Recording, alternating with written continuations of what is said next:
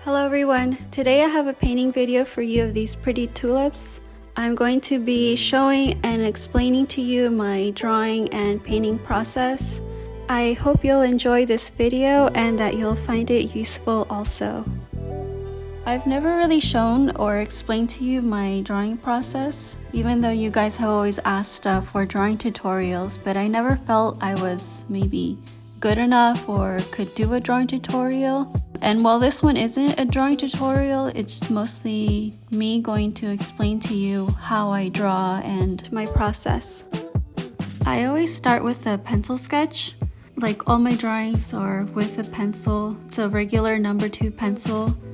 As you can see, they're loose, basic lines in the beginning just to get the basic shape and the size and placement.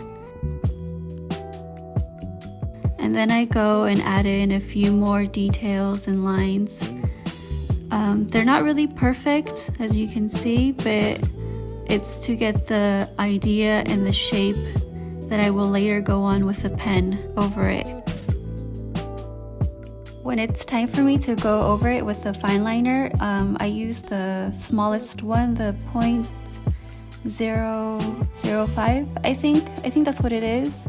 Well, it's the finest Fineliner, and I don't always go exactly right over the pencil line, but I go pretty close, and sometimes I just kind of perfect it with the pen because sometimes a pencil sketch isn't as perfect. And then afterwards, I add little fine details and kind of the thin lines of detail that give it some shape and shadow, a little bit of depth to it. I don't really have a specific placement. I kind of just envision and kind of imagine of where it needs a little detail and extra lines to it. I think it just takes practice. So yeah, I do that, and then I just let it kind of quickly dry once I finish everything, and then I erase all my pencil markings.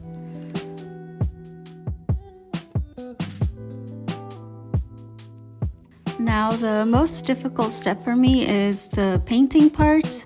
I'm still practicing with painting. I didn't always paint before or use colors, since before it was mostly just pencil graphite drawings. So for the past few years, I've been practicing with colors and painting and just practicing. So for these tulips, I had a reference photo that I was looking at on Pinterest. So I was just kind of referencing off the colors that the flower already had.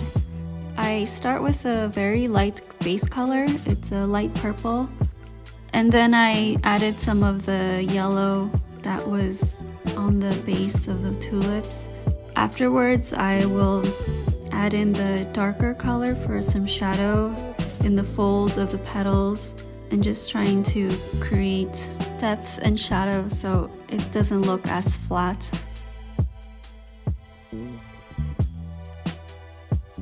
As I was waiting for the paint on the petals to dry, I started to paint the leaves and the stem. And then after it dried, I can go back to add the darker colors, the last detail colors, as I call them, just so that it's not painting wets on wets and my colors don't get all mixed and they can set properly. Because sometimes I don't wait long enough and I don't get the colors right, or the colors just don't come out as I want. So I'm trying to be more patient and to let the colors dry first as I layer them. Also, one of the last things I do is add highlights with the white gouache at the end once it's all dry, just to add a little bit of extra highlight on certain points.